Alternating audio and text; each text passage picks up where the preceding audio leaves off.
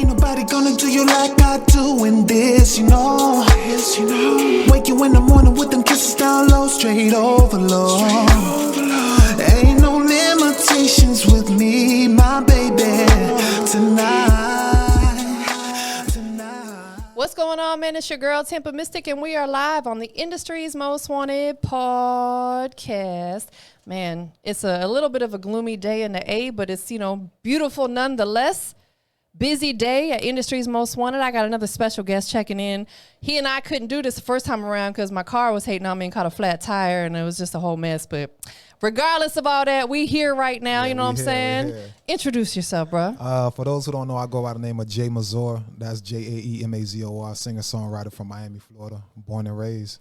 He out here doing his thing, y'all. Yeah. He working, man. Thank you. Give me some love, first and foremost. Boom. You feel that? I feel that. Transferring that energy. Pow. There you go. That's all I'm about is good energy. All good energy, which means we're going to have a great interview. Absolutely. You know? Absolutely. That's what it's all. We're going to have a conversation, more or less. You know what I'm saying? You're seasoned in this. You've been doing it for a little minute. Yeah, definitely. So take us back, man. We both from Florida. Yeah. You know what I'm saying? I'm so Florida to heart. I love Atlanta. I love it, but I'm so Florida to heart. Absolutely. You know what I'm saying? Take us back. What was it like growing up in Florida for you? Growing up in Florida, I mean, I wouldn't say it was nothing too tough, but it wasn't easy either. Yeah. Our mom definitely had us in the church heavy. She made sure we stay out of crazy stuff, but we still got into Of course. crazy stuff, So especially being from it was Little Haiti, Opelika, that area. That's where I grew up at. So, done seen a lot of things, got my hands on a lot of things, but, by the grace of God, we was able to move strategically. Yeah. So we don't really get caught up in the system or any crazy stuff like that, because single mother, 5 kids. Wow. Bless her heart. Yeah. She did everything solo. So I learned how to be a man, all through her. She taught me in and out, how to treat a woman, how to conduct myself when I walk out here, Man, bless her heart. Like raising, I raised one by myself. Man, I know that's tough. So it imagine is 5. 5, exactly. Yeah, 4 boys, 1 girl. And she was the provider. She was the nurturer. Yeah, she was the everything. The discipline, everything. all that. Man, is she still in Florida? Nah, she passed away, unfortunately. Oh, I'm so sorry to hear that. But I know a lot of stuff she just lived through me and my siblings from everything that we do. You know what I'm saying? So Absolutely. Yeah. We'll speak on that just for a second because I lost my mom as well. And I'll tell you, of course, it's the hardest thing we ever experienced emotionally. Of course. I had anxiety, all that. But it also left me with a sense of clarity as well. Mm-hmm. I really look at life differently now. I do as well. And that was going to be my question. Mm-hmm. I'm a believer in we have to find the positive in every situation because there's so much negativity in the world already.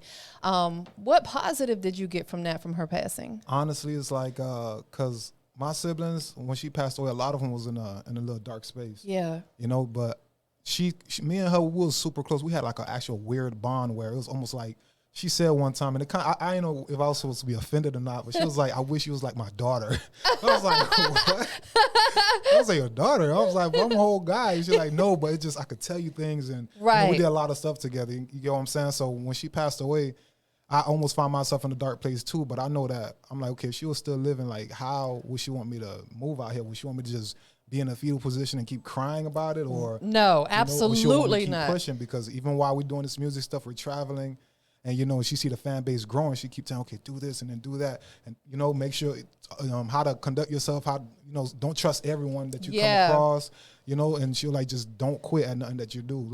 Make sure you go all the way through with it. And her being a singer as well, and my father being a guitar player as well. So that's why I felt like I always try to find a silver lining in a bad situation, no matter how bad it gets. Me too. I tell my fans that, for the fans who's watching, I always tell them listen, life gets crazy hard, and it gets hard for me. We all human. Facts. And I know it's going to get to that. We're not perfect, but I always try to find a good out of something, even if the situation is at the bottom of the barrel. I always try to find a good out of it. I'm so with you on that. Yeah. I say that a lot, actually, in my interviews. Mm-hmm. I'm like, no matter what it is, how tough it is, you got to find the positive in it because everything happens for a reason. Absolutely. We can't question it. We just have to trust the process. Yeah. And because you have a voice I have a voice, I have a platform, you have a platform. We have to share that type of stuff and instill it in people, because we never know what people are going through mentally. That's true. You know? I know a lot of my supporters, I helped a lot in ways that I didn't even know I helped. Oh, of course. Listen, yes. Yeah. They probably let you know, bro. They let me know, and then when they tell me, I'm like, I always say, for real? And they're like, Jay, do you understand who you are? I'm like, I get it. I know what I do musically and stuff like that, but I didn't know it was affecting people to that magnitude. Yeah. You know what I'm saying? So when I know that I hit people's heart in that matter, I'm like, man, like, I still got a job to do, but I felt like I did my job, you know, because I helped. There's that one person that, you know what I mean? People who I stopped from committing suicide, everything like Absolutely. that. You know, so it gets deep. It gets real deep. And I connect with my fans. I don't like to just be like, hey, thank you for the support, and then turn around. No, I try the best way possible until it start getting overwhelming. Best way possible, I try to connect with every single last one of them. Sometimes I do my live stream. Yeah. And they'll come through, you know, they show love, and I always Shout try to them shout them out, talk to them. They even have situations, if they're with their man, they ask me, Jay, what do you think? I'm like, well, my opinion, offer me what I think. You know, I'm not saying what I'm saying is right, but what I think, you could just kind of put it together and see if it fits for you, is this. And they were like, yeah, it makes sense. Thank you so much, and stuff like that. So I always try to connect with fans the best way possible. It's important because, you know, especially through social media, that's the main way you're going to be able to connect with them. Like, you can go out and do shows and stuff like that, but you might not always be able to connect with them. Yeah. But utilizing your social platforms for that, engaging with people. If someone comes by your page and likes some photos and leaves comments, comment back. You know, it takes you a second, a fraction of a second. Yeah, because I know America can't be getting that lazy, but we can't use our thumbs. Like, man, that just pop, you done. Even if it's a couple emojis, just show that interaction and that engagement. That's all we really need. Absolutely, because it will keep people coming back. Absolutely. You know, they know that you're a real person. You're not just trying to, you know. Right. Yeah. Oh, get all the attention. Exactly. Because Slick, at the end of the day, whether people want to admit it or not, without those supporters, we wouldn't be where we're at. I say that day in and day out. That's why when I see certain artists, like they kind of just like brush them off. If I can, I'm gonna try to make sure I try to take enough pictures with them, try to connect with them, try to talk to them. Hey, listen, if I got a busy schedule, please understand I do. But you know, maybe in my next show, I'll get you guys, take more pictures with you. Absolutely. You know, I don't ever want to just brush anyone off at all. No, because that's what I make the music for. It absolutely, and that person could be going through something emotionally, and you know, you showing them a little love could change their situation around. Absolutely. Man. I had a show in Philly. And shouts out to Tracy. I remember I can't forget their name because she made an impact. So she came up to me and she just started bawling. I'm like, and this is stuff I seen that happen to Michael Jackson. Yeah. You know what I'm saying? They see him, they start crying, and they start, you know, acting, you know, high energy. And when I see she cried over me, and she's like, you don't know what you do to me, and you know, you're my favorite artist, you changed my life. And I'm like, you act like she's crying. Like, wow, the emotion was there. It was really It was real. And I never forgot that. Then another woman came up to her and said, what's going on? And she was like, no, it's just him. Like, it's Jay. Like, do you know? She said, oh my gosh, I know. Then both of them start crying. Then I was like, oh man. I'm like, man, I said, damn. I hear making the ladies cry. I started hugging both of them. I'm like, yo, don't cry. I didn't know what to do, because I'm like, okay. I'm patting their back. I'm like, I think I'm doing the right thing, but it hit me hard, because that's when I started paying. Like, I already pay attention to my craft and how I conduct myself.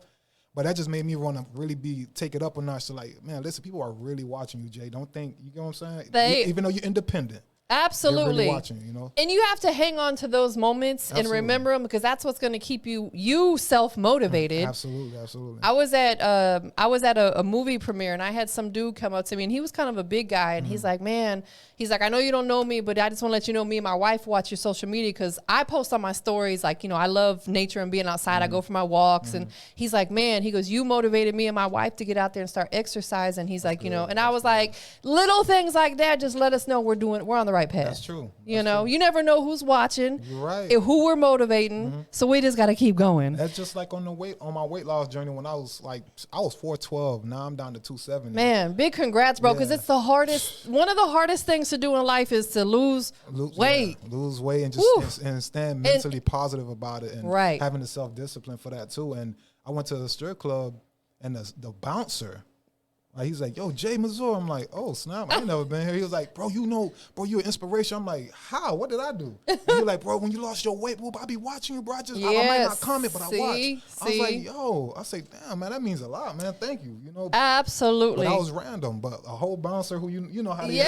you know how they get how the bouncers is in a strip club. So for him to actually took his time and he recognized me, I was like, wow. Because they usually be hardcore. They are hardcore at them strip clubs, boy. Yeah, they ain't playing. They will hit you over the head if you got a phone in your hand trying to get video. Right.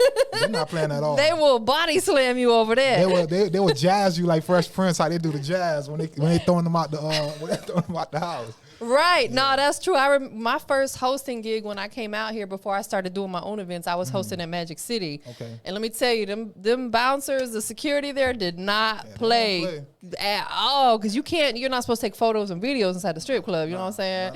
They trying to sit and promote. They would tackle you. Yeah. Trust me, that happened to a friend of mine, and that was embarrassing. I'm like, man, he was like, he was not from out here, so he didn't know the rules. Know no better. Yeah. So I'm like, hey, he was like, man, why they kicking me? I'm like, hey, you know, let's not make it worse.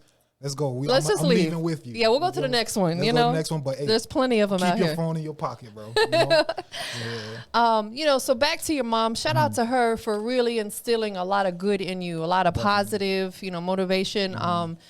You know, that's what mothers do. Not to say men and fathers can't do it, because me and my father have an amazing relationship, and he's been one of my biggest motivators. But there's just something about the nurturing that comes from a woman and a mother is just like none other. Mothers, grandmothers, aunties, all that. Yeah, that's true. You know, and I can't. And she instilled a lot of great into me, and that's why I just try to pass that on to my daughter. Yeah. And like my daughter, you would think she knows my mom like a book, even though she was nothing but like 5-6 month old when mom passed away. Oh wow! Oh, so she never really got to know her. She never really got a chance. You know, she won't good enough to remember her. Yeah. But I always make sure I remind her of my mom and what she's done, and hey, if grandma was here, it would have been like this. If yeah, was here, like, oh, okay. And from time to time she'll randomly cry like, I miss grandma. I'm like, that's so sweet. You get me? So yeah, that is so sweet. Your mom. Well, we both know they're still here with us. Of course, in spirit, they're here right now. You know what I'm definitely. saying? They over there watching right now. Right, your mom and my mom. Yeah, because kicking it. They kicking it upstairs. Because there's certain situations that I go through or that I'm experiencing even musically, because we know how the business get. Right. And I be wondering myself, man, how did this happen? I'm like, okay. I look up, I'm like, yeah, you did this, because certain stuff is moving like water. Yes. You know what I'm saying? And I know that it's supposed to have been a different outcome, but for some reason, it's just something like repelled it, and it's like, oh, Jay's going to go like this. Absolutely. You know what I'm saying? So I'm a strong believer in that. I know she's watching down on me. Absolutely. And I just keep that mindset, and I have this, they have what would Jesus do? I said, what would my mom do? What would I your put mom that do? in my mind in order for me not to really trip out. You know and listen, that's a great thing to carry with you, because one of the things that I always instill in a lot of these young artists is you have to learn to be more proactive rather than reactive. Exactly. Think about those moves and how it's going to affect you, your people around you, because 1 second knucklehead move could change your life for your family too. Yeah. Especially in my family, they look at me as the glue. Yeah, so, you holding it together. Yeah. It don't matter what they go through, they'll come, hey, Jay, what you think, boom, boom? I'm like, you know what? This is my opinion. It's all on how you got it. They say, yeah, but you just look at stuff with a way more better eye and more, you're way more logical with it. Like, you're realistic, and you don't try to be biased. Right. Even though that's my younger brother, that's my younger sister, but I'm like, hey, listen, you messed up. You're going to have to do this if you want to. Tough love. Yeah, it's tough love. But I just want the best for you guys. I don't want you guys to just go ahead and just be a facade to these people. You want to be as real as you can out here. Absolutely. And I think a lot of what was instilled in with you has helped you probably be a better man, a better father. Yeah. If you're married, a better husband or better significant other, and a better musician. Absolutely. Let's talk about that. For those who aren't all the way on game, you're a writer. Yeah. You're an artist. You do a lot of different things. So let's talk about the music. How did that become your passion? I'm not even gonna cap. It's like, I think since like elementary, I knew I wanted to sing. I just didn't know how I was gonna go about it. Since elementary, I knew I wanted to sing. I just didn't know nothing about it. Were you in chorus or anything? No. Choir, chord, none of that? I didn't get into that until like maybe my junior or senior year in high school. And that was just literally just that 1 year, and we was rarely in there like that. We just did maybe 2 Christmas carols, a couple competitions. Like then it just say breathing techniques. That's all I really got from it. But as far as singing, it was already in me. I used to mimic Boyz II Men a lot. I was just gonna ask you that. Yeah. You were in my head. I was gonna ask you like, what were some of the songs that you like to sing? As yet, you know. Let me hear a little bit. Last night, Boyz II Men. Can I hear a little bit? They want to hear it too. A Boyz II Men song off the top of my head. What I could, let me see. What's a? Oh, I know a ton of Boyz II Men songs, but let me think. Yesterday, what can we do? It's so hard to say goodbye. Oh yeah. How do I say goodbye to what we had? The good times that made us laugh outweigh the bad.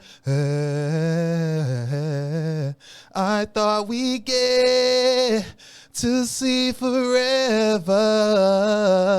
Like something. Man, like that was fire. yeah, just a little piece. Okay, A little piece. he did that, y'all. You know, hey, where my claps at? There we go. I forgot which one was the clap, but Yeah, we got the yellow button is a clap button. the yellow button. Yeah, there you go. But yeah, I'm a big Boyz II Men fan. Drew Hill, Brian McKnight, Ray Charles. All the greatest. Yeah, Cisco. I mean, I got a lot of, you know how he's very passionate when he sings, Of as well as course. Wanye. Like I got a piece of that. But I think one of the first songs I ever wrote on paper because I wanted to learn it lyrics was like Last Night by As Yet. Like, and I was, I can't remember how old I was. I know I was still in elementary school. Yeah, you was young. Like I was. Listen, I came up in an era. Like I graduated high school. I'm about to tell my age, y'all, but I graduated high school in '92, right? Okay. And 90s, early 2000 was such a beautiful era for R&B music. Yes, and that's what I'm trying to bring back, though. Please bring it back. Like I think, you know what's so ironic?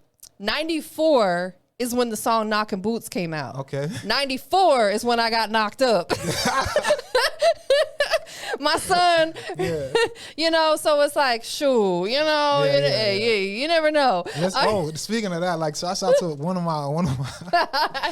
my fans out there. Her name Chelsea. Like, Baby Kenzie was gonna see you to my song. So I have a song called Sexton, and Baby Kenzie was conceived it. I thought she was like lying. I was like, no, you seriously like Jay? Like I got pregnant because of you. Oh, and I'm like, are you kidding me? She putting you on child support. Hey, I'm just glad I'm not on child support. You know, I'm like the virtual godfather, I guess you could say, because the baby daddy be like, who's this Jay you keep talking? You actually know him? She's like, yeah, that's my man. She's like, you know him? Because we met in Las Vegas, right, at a pool party and stuff like that. But when she told me that, I'm like, hey, when your daughter get older, you could tell her, hey, Jae Mazor, you know, you was here because of him. You are here, right? Yeah. But that's dope, though. You know that people are finding passion through your music. Yeah, you know where I'm from. I'm not gonna lie, it hit me hard. It hit me different. Because you from Miami. Yeah, it could be a little rough down there. Yeah, and the love is different compared to out here or just around the world. You seeing that. Because Miami they always took a grasp of me because I pretty much felt like I perform at every venue, open mic, showcase, just to get my foot wet. I probably perform at every place in Miami. So now, since I left, everyone's like, Jay, man, when you coming back home? I'm like, oh, nah, y'all going to have to see me when y'all see me. Nah, for real. We booked and busy. Yeah, we booked and busy. Like June 18th, we'll be in Orlando, Florida. We got a concert June 18th, Orlando, Florida, at the Opal Hotel at Rain Club. So, like, we know that's going to be a sold-out event as well. Every time I go to Detroit, it's sold out. Philly is sold out. New York is sold out. And I'm like, man, you know, so now Miami is taking it even more grasp of me because, you know, independently we making this thing happen. And I'm like, when I was home, y'all saw me, but y'all, you know. Listen. You know how that goes. I already know. And I want to talk about that just a minute, your actual beginners with this. Because now you've made a big name for yourself. You know, you got a big following. You got a lot of people tapped in. But on the earlier stages, there's certain things as a musician that you can't skip, certain steps you can't skip. I'm a big believer in artists have to get out there and do those showcases and stuff like that.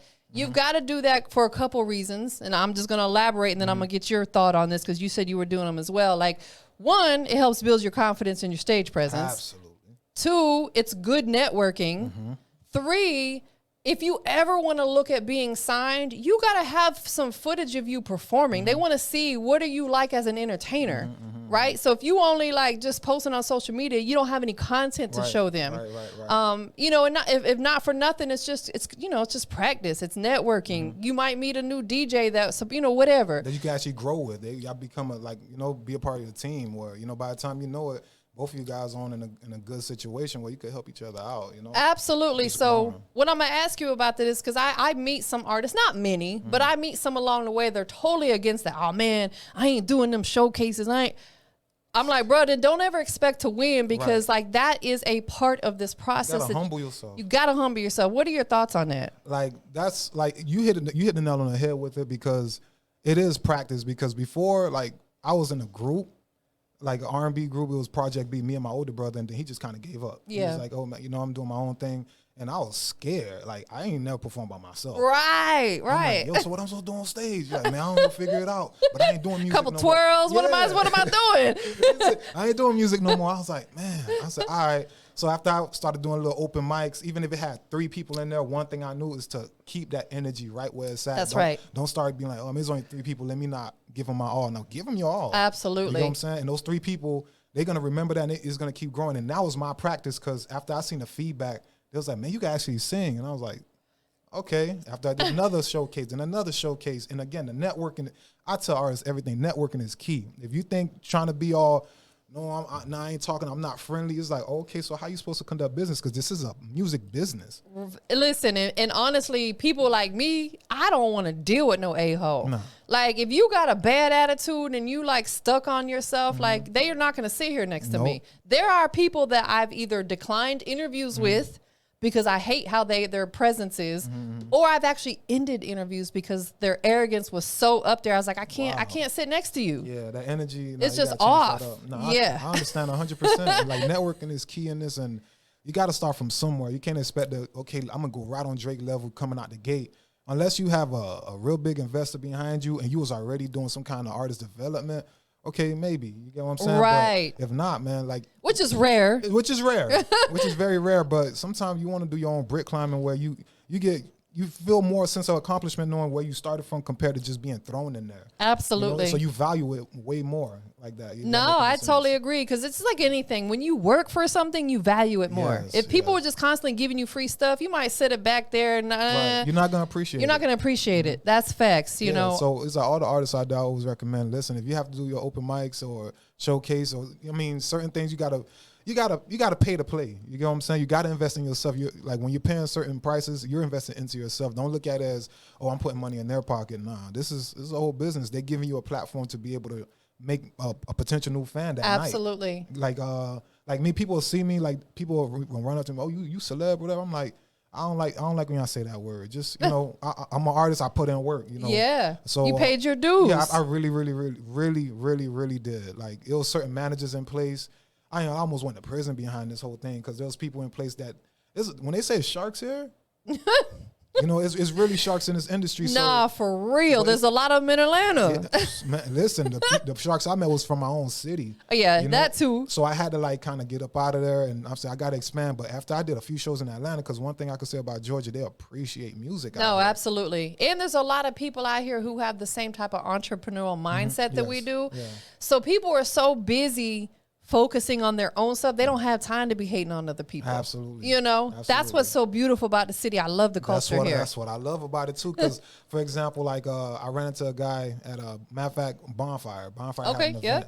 So I'm like, okay, let me go test the waters with that. Like, I'm gonna bring some music, because I just recently did Afrobeat. Yeah. And that was the first song I ever did, like, as far as on Afrobeat. Then I got freestyle music, which is like a dance kind of disco type of vibe. Right. So I was like, let me just test the waters with it. So when I went out to the event and the dudes start networking, I see everyone's talking. I'm like, you see in Miami, everyone's in the corner.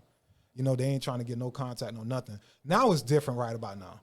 But this guy came up to me, he started getting my Instagram. He was like, oh, yo, you verified? Hold on, bro. I'm like, I said, no, don't change up how you, like, don't talk to me different now. Yeah, exactly. You know, keep talking. You was being 100% thorough. Like, I wanted to keep it that way. So it was like, man, well, what are you doing out here? I said, I'm just testing the water. I'm here by myself. No one know who I am. I'm testing the waters. Once I got on stage, you really would think these people knew this song from beginning to the end, how they was rocking out there. That's so dope, man. You know, they wasn't stiff at all. I'm talking about, they was dancing. It was about 200 people out there, and they was dancing, having a good time. And then I introduced the freestyle music, because I I'm 100% aware that I know that Georgia's not aware of what freestyle music is. So I performed that song and people came out like, I don't know what that was, but man, But we loved it. We loved it. Like, it's how you did it, and we felt you. And that's a lot what I try to do in my music. I want people to feel me, because not knocking any artist or any singer who's out right now. They have dope music. Yeah, of course. But I feel like it's so polished that you're not making these people feel you, if that make any sense. No, listen, I totally understand, because like I said, I came from an era when R&B was super great. Listen, that's what I grew up on. Me too. And it was crazy because I also came from an era that when at the end of the night, when they closed out at the club, they would always throw a couple R&B songs on. You get a little slow drag going on. We used to look forward to that. We scoping out who we gonna dance with at the end. Yeah, because you want to close it out with a nice little vibe. Right. You don't get too much of that no more. No, you don't. Yeah, they ended off with some, some trap Tear the music. club up. Yeah, you know what I'm saying? Like some trap music or whatever, which I love that too. Yeah, of course. But I'm an R&B lover to heart, you know, big facts. What would you say was like the first either song or movement or something that you did that really started gaining notoriety and putting attention on yourself? Well, I had dropped up R&B projects called Get Closer, but I think it's when I end up traveling to Asia. So going to Japan, like that is what really opened people's eyes. It was like, what? And they discovered me because the promoters discovered me from YouTube. Oh. Because I used to do a lot of cover songs, because my marketing team, they was like, Jay, drop cover songs. We use the tags, and we're gonna try to build up the subscribers. I'm like, okay, so I'm doing Katy Perry, doing this. Oh, that's dope. But a lot of them was hitting like 250,000 views, and I was like, oh snap. Then it said 100K. I'm like, oh snap. Now my channel is like over 1 million popping. views. It's out there popping. So I'm like, oh, so they don't reach out and say, hey, can you perform here in Japan? But I think they wanted me to perform a cover song though. Right. Because they're big on that. Karaoke is so big in Japan. Is it? Okay. Yeah. So when I was doing that, I was like, nah, I'm gonna perform some original. So, but when they ended up flying me out, we went out there. Like, the experience was crazy. So because a person from my city was in Japan doing that, a lot of people from my city didn't start picking up, but my fan base grew even more because the people in Japan was like, it was a culture shock. They love this guy. It was crazy. It was such a culture shock. It's to the point, like, after me, so I started to rip with a kid. That's my younger brother. Like, we pretty much rolled together everywhere we together. We're like two peas in a pot. So going to Japan and just seeing, like, we did one of the biggest clubs in Osaka, Japan, to be exact. And then we seen, like, we got off stage and how these people freaking just rushed us. And it's to the point. So we think it was like, it's no biggie. But when they started kind of bombarding, we started going, we going from left to right. They pulling everything. So security had to just kind of lift us and come on, VIP. And I was like, whoa. So everywhere we was walking through the city, we pretty much was just club hopping, and they saw us. You performed at Piccadilly in Osaka. So they said, can you give us a show? We're going to give you bottles. We're going to give you this, or how much you need. So we left out of Japan with a bag. I know that's right. Get that shmoney. We left out of Japan with a bag, and I think that's what sparked a lot of things, and people started paying attention more. And then also the freestyle music. Yeah. So they break that down for people who aren't familiar, if you don't mind. Freestyle music is dance music. They call it Euro dance. So it's a lot of people say it started in New York. Okay. Then you'll get that people say, no, it started in Miami, or they'll say it started in Chicago. So if anyone's familiar with Stevie B, Lisa. Yeah, very familiar with Stevie B. Yeah, and Stevie B. He did the Diamond Girl song. No, that's who was that? I know he's talking about the Diamond Girl, but I forgot this guy's name. But Stevie B was really like he was pop kind of back like in the day. He was like one of the top artists and freestyle even to this day. I got you. Like, I spoke with him probably a couple of days ago, and I'm helping him with NFTs and stuff like that. Oh, that's dope. Yeah. So that's good. He's still active. Oh yeah, he is very, very active. He recently had dropped the album maybe a year ago before. Oh, okay. Or a little bit over a year, and I helped him. I had wrote one of the songs on that album for him. Wow. So that's big, bro. Yeah. So he like, Jay, I'm passing you the torch. I'm passing you the torch in freestyle. You got to keep the culture going, because it's like people know what freestyle is, but what was one of his big songs? I'm so familiar because he was popular in the era, when Stevie B is still on top. Period. What's one of his songs? I forgot. What's one of his songs? Oh man, I can't remember off the top of my head. I know. We'll think about it later. Yeah, we're gonna get that. They'll definitely. Do a quick Spring Love. Spring Love. Yes. Come back to me. Yeah, that's it. Yeah. That is it. Yeah, Spring Love was one of his top hits. He had multiple hits, but those were one of the top ones. That was one of the most popular right there. And he still have sold out events like 5,000, 6,000, 7,000 people. I seen him live years and years ago. There was a club, actually, this is something that don't exist anymore either. When I was a teenager, they had a teen nightclub. Okay. They can't have that now. I remember that. I remember those. Man, it was in Florida. It was like in the Tampa area. It's called Moonbeams. Oh, wow. Okay. But they used to bring a lot of the hot acts out there. Like Sir Mix-a-Lot was one of them. Okay. We had 2 Live Crew, but Stevie B was one of them that came out there. And I was just like, man, he was such a great live performer. Yeah, no, he's really good. Like I watched him perform. It was at a UM studio, UM stadium. And like his stage performance is on point. Like you were like, he still got the good energy. But you know what it is? Brazil. He runs Brazil. Oh, okay. You know, that's a spot. Yeah, that's his spot. Brazil, love him. But of course, Miami, period. Like wherever he at, Los Angeles, San Antonio, he kills it every single time. And me and him talk fluently. He like, Jay, man, you know, even though I know you're doing freestyle, but he said, you know, you could do way bigger than that, right? Because your voice is too powerful. It is very powerful. Like just that little bit that you sang, he didn't sing it. He sang it. He sang it. It was like, and I don't know all the terminology, but just the way you switched it up and stuff like that. You know what I'm saying? Went from high to low. All that stuff matters. It's no different than singing, even with rapping. Like if you're a rapper, your voice is an instrument. It is. You have to utilize it as such. Another thing that I understand about you a foodie, right? Oh, yeah. You know what? I watched recently your video, the 10 Things to Know. Okay. And I love that you did that. You know, let's talk about that a little bit, and we'll talk about you being a foodie. When you get into a certain position in this business where you've got some notoriety, people know who you are, you know, you've been putting in that work, sometimes they want to get a little bit more personal. You know what I'm saying? And he did this video, you know, 10 things to know about you, right? Yeah. I watched it recently, and I didn't know that you was a foodie. You know what I'm saying? I like those little, because what opened me up to that, it was someone I was dating at the time, because I'm like, damn, I said, you eat so much, but you don't gain no weight. And then she was, so she was like, oh no, you got to exercise, but she said, Jay, you got to try this, you got to try this, you got to open up your taste palettes, you got to do this. And then from then, I just started tapping in, and then even going to Japan, I wasn't scared to try nothing. So eating over there, it was some stuff I ate. People say, Jay, are you kidding me? I'm like, what was one of the weirdest things that you've tried? I don't even know what that was. The taste, it was maybe an eyeball. It could have been an eyeball, but I know that it was there was this place that the promoter took us to. It was this big table, long table, but they had raw chicken, like raw.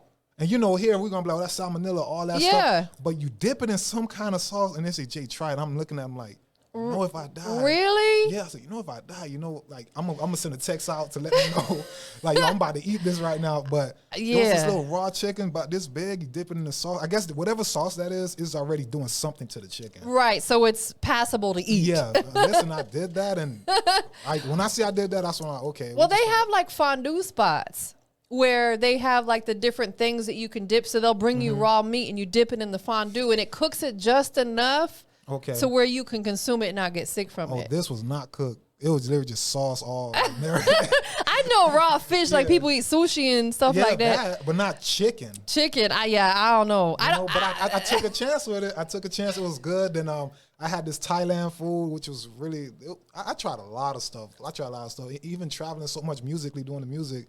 Like, I try to find a new spot. What's the hot spot in this city? What's the bakery? What's the dopest bakery out there? Yeah. You know, I try to taste certain stuff here and there. Just try to, you know, I like to try new things. Like, you got to, man. Yeah. Like, you know, like, God put a whole lot of stuff out here for us to go out and test out and, you know, create in this world. And, you know, like, we got to really respect and appreciate God's gifts, because he gave us a lot of them. Yeah. Some people are so closed in. Like, I call myself like a social introvert.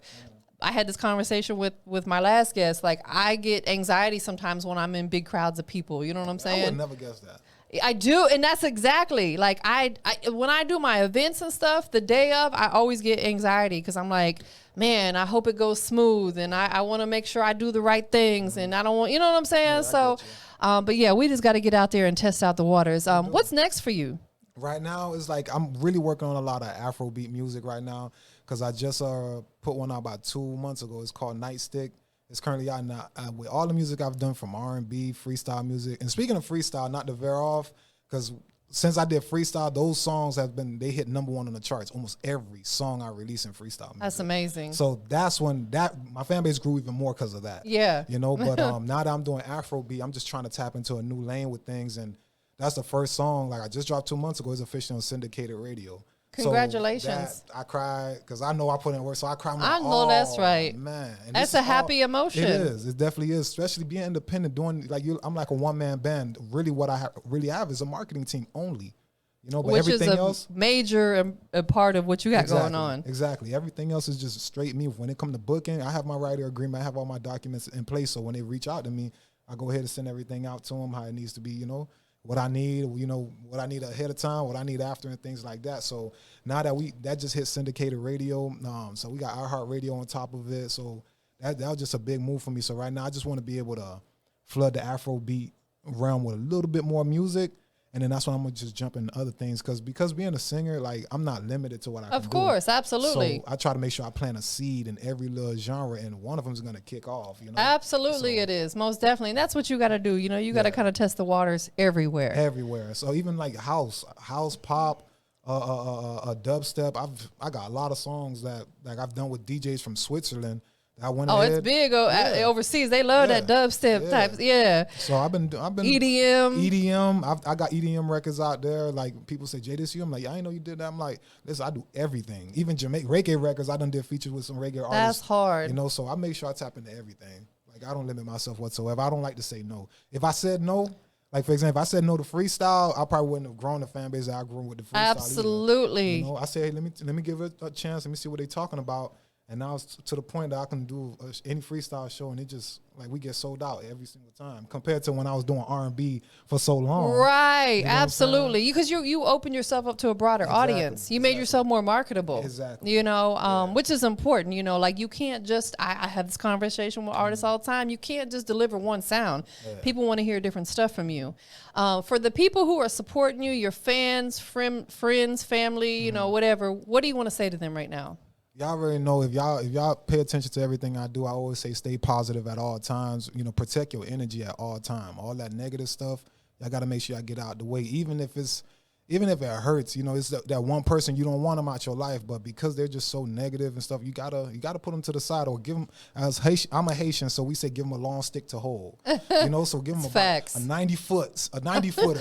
Like, okay, I still rock with you, but from way over here. You get what I'm saying? Because I don't want you to tarnish my energy. So protect your energy at all times, and you know, just always put God first in everything you do. Because every show, no matter what it is, even the recent stuff I did with just open mic, I always make sure I go to my little corner. I pray. You know what I'm saying? I always pray that something, you know, positive come out. Everybody make it home safe and sound, and we get something good that come out of it, and you know, and where we can be able to keep elevating. Because at the end of the day, the end goal is to take care of my family, take care of my circle, and to really just build. Because eventually, at the end, I want with everything that I've done. I personally, because I'm thinking about other people, and I see a lot of people with small businesses. Yeah, I really would like to help people to help build their business. So one of my end goal as an entrepreneur is to have like a digital marketing firm. Oh, that would be major because we're so in that era. Exactly. So I really, and I'm big when it comes to ads and all this stuff, keywords. So I'm like, eventually, once I get situated and I get to a plateau where I feel like I'm not a plateau, like to the pinnacle of where I want to be. Understood. Then I'm like, okay, I want to be able to have this business here where I can help a lot of small business flourish, and I'm gonna make it at a price where I can still live off of it, but I want to make it in a price where they can afford it with no doubt, with not even I'm second guessing it. I'm with you on that, bro. 100%. I tell people all the time, I work off of the Walmart concept. I might charge a little bit less than other people, or maybe a lot less than some of these people, but I stay booked and busy because I make it affordable for people. And I make sure that it's like, even if no matter what price it is, how I set it, but I make sure the quality. It's like as if you paid thousands and thousands of dollars for it. That's what Bigger Rankin said. You probably remember at the showcase, Bigger said if someone pays you for $1,000 service, give them $1,200 worth of, and that's what's going to bring them back. Absolutely. You know what I'm saying? It doesn't hurt. Before we get up out of here, man, anything else before we do social media, all that, anything else you got on the way coming up that you want to let people know about? Yeah, right now, June 18th, there's going to be a concert. We're going to be live. So I shot the CMP promotion. We're going to be live at the Opal Hotel over in Orlando, Florida. Dope. So if y'all in Florida by any chance, y'all could pull up. It's going to be a nice situation. We got the VIP tickets and everything. So I shot the Jesse B. The legendary Rochelle. We have Diana, who's going to be out there as well. It's going to be the four mainstream, the four headliners. We're going to be out there. So June 18th, we'll be at the Opal Hotel at Club Rain, and we're going to be working on a lot of more freestyle music. Also, we just going to be dropping a lot of stuff with the Afro beat because I'm seeing where the genre is going with that. Yeah. And I'm trying to make sure I get my foot up in that. Listen, do it on the early Right, stages. and it's early right now. So I'm not even going to play with that. Nah, for real. There's so many things that we were late on. I was late on Bitcoin. I'm on it now, and I have been for a couple of years. But I was like, dang, if I would have invested when it first came out. I'm like a little guru when it comes to that. Like when I'm telling you that, like a little $500 investment, I made $50K. You get what I'm saying? Like, Absolutely. I'm a crypto head. Like even when I stream, I try to tell my fans, I'm like, listen, I know y'all support me. I know y'all buying my stuff, y'all buying my hoodies, my hats, everything, but I want y'all to make some money too. Listen, so that's do facts. this, invest into this. They be like, Jay, but I don't know what it means. I know you don't know what it means. I'll explain later. But I'm Follow my lead. Follow my lead because I'm not gonna tell you to do something I ain't do. Of course, You know what I'm saying? absolutely. So now I got a few people who's really tapped in where they flip their money more than what they. Nah, for real. So, yeah, this crypto thing is deep. If I'm not trying to be like this ambassador, but tap into cryptocurrency, guys. Nah, for real. Big. I'm so glad I did because I've like quadrupled my initial investment. Listen, You know, and I've only been invested for like maybe 2 years now. and I'm pretty sure it's just a couple things you're invested in. There's so There's only a much. couple. Yeah. You see, there's so much. There's other coins out there that has a lot of value, that has a lot of utility in it, where you can make a lot of money over time. Again, it's not an overnight thing. No, It's you not gotta overnight. plan to stay in there. Yes. You gotta put it in there and just almost kind of forget about it. And yeah, set it and forget it. That Slick. You remember that little oven little thing? Yeah. Set it and forget it. But listen, God, I promise you, you're gonna eat like there's a lot of people who became millionaires like because of this, guys. Absolutely. So you just got to get in early, And do billionaires. your homework. Yeah, and billionaires. Get in early, do your homework, do your due diligence like you do with anything else, and just if you know it's your rent money, don't put it in there. Right. That's why I say only invest what you can afford. Even to if lose. it's $20 here or there, Throw it in like there. throw it in You there. about to buy a Like, pair of shoes, forget those shoes, put it in that crypto, put in that little token, and just let it rock. Because a lot of Period. them, they are so low in value, but they have projects in the back and they got people who's backing it. So if you get it at 0.000000001, Right.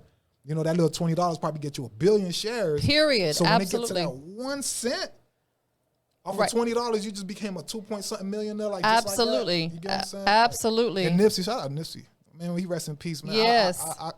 I hang on to every word everything Nipsey. That's the only motivation I have in Right. there is Listen. Nip. You know what I'm saying? Like most definitely. But Definitely. 3 things we got to do before we get up out of here. sure. First is tell everybody where they can follow you on all your social platforms. You guys can literally Google me, Jae Mazor, and it's spelled JaeMazor from Pinterest, Instagram, Twitter. It don't matter what it is. I'm on every single platform. TikTok, definitely. We just started hitting heavy on TikTok, so we got a lot of content on there. I do reaction videos over there. Oh, so that's apparently dope. they like They when I love react. that. Yeah, they really like when I react. So we got 2.5 million hits on a lot of content there. So TikTok, Wow. no matter what it is, Twitch, you know, Yep. I'm on every single platform, guys. You guys, there's nowhere where you can't find me. Tap in. Yeah. Second thing we got to do, anybody you want to show some love and shout out to? Shouts out to the whole Team Mazor family. You guys know who you are. I don't even want to name everyone. Is going to be tough. So shouts out to the whole Team Mazor family. Shouts out to my family, period. My sister, my brother, who really hold me down in everything. And my daughter, Madison Rose, you know, everything I do it for you. Aw. You know, so now, you know, she lives with me. So it's just me and her against the world right now. you How know? old is she? She's 8. Oh, Yeah, she got her little unicorn room and everything. So she already know. So my boyfriend's daughter's name is Madison, and she lives with us. We have custody of her. She's 10. Nice. That's so dope. So, you know, shouts out to my baby girl, Madison Rose. You know, daddy loves you. Aw. And again, the whole Team Mazor family who held me down because, you know, even during the COVID situation, like the whole Team Mazor, they held me down. Nah, the for support real. was too real. The support was too real. So last but not least, before we get up out of here, and this is the most important question of the whole conversation. Okay. Shout out to Jae Mazor checking in on the industry's most wanted podcast. Absolutely. So I got to know what makes you the industry's most wanted. It's my positive energy and my will to be successful. And, you know, and I don't say no to anything. I'm very open-minded to a lot of things. So I'm definitely the industry most wanted. And then my voice is too powerful. I'm trying to bring back emotion and feeling back to this thing they call R&B, you know? So I want to take it all the way back. And I'm that guy for that. I'm going to be the new face for it. He's that guy. We up out of here, y'all. Peace.